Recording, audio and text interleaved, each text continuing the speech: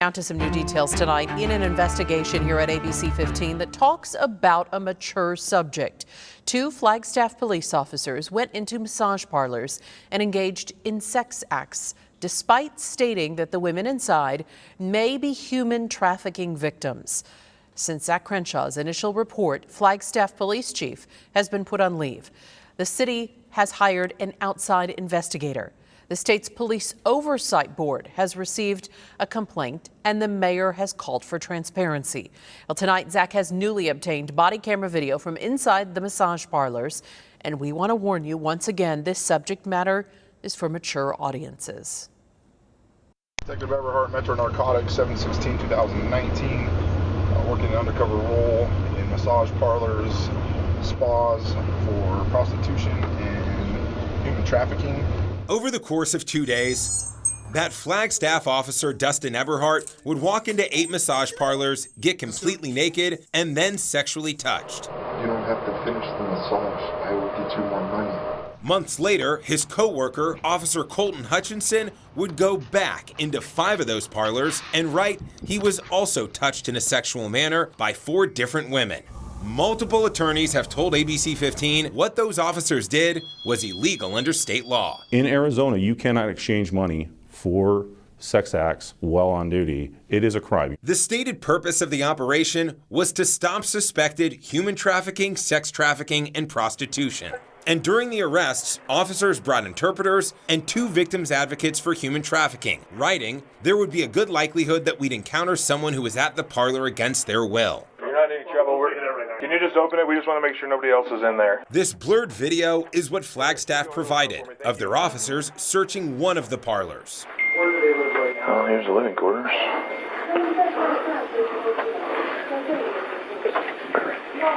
Huh?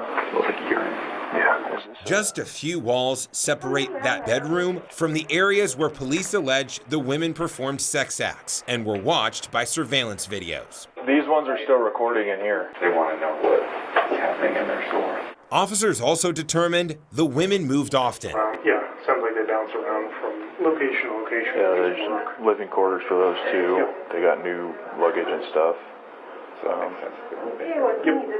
And they said we're in LA, she was in Georgia, they just responded to an ad. Jenna Panis and Stacy Sutherland are 2 of Arizona's foremost experts on human and sex trafficking. They question why the officers would have gone through with the sex acts if they thought the women giving the massages were potential victims. Prostitution was really the impetus here, as opposed to recognizing that sex trafficking and exploitation was the real problem. Both experts also noticed many red flags for trafficking.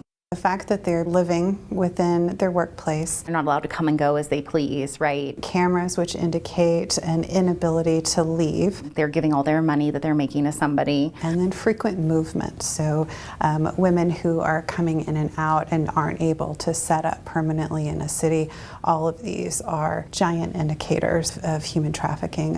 But listen to what one officer says after finding that urine-smelling room. I'm kind of like, yeah, you live here, but rent's so expensive. Where are you going to live? True. I can't blame you. Like, even if they can leave, I might choose to live here. Yeah. The victims here were not met with the kind of advocacy and the kind of care and empathy that they needed. While serving a warrant at a different parlor, one sergeant wrote, a worker told him she, quote, can't leave unless her boss tells her she can leave. The police report says she later made conflicting statements. We know our victims are not going to ask for resources on a first-time contact. These responders took that at face value rather than digging further. And in the end, an officer said this. We know there's no trafficking. We're not necessarily worried about that. Now, most of the women who were allegedly involved in those sex acts were never arrested, which advocates say was the right move. But 15 of the so-called parlor managers were indicted. Many of those cases have since been dismissed. We've reached out to the Coconino County Attorney's Office multiple times, but have not heard back once. As for Flagstaff Police, we broke the news that Chief Dan Musselman was put on leave. When I asked about the status of the officers who actually went into the massage parlors, the city spokesperson said it's a personnel matter. In the newsroom, Zach Crenshaw, ABC 15, Arizona. Well, more of Zach's reporting on the Flagstaff Police Department's handling of this case and all of our ABC 15 investigations can be found at abc15.com/investigators.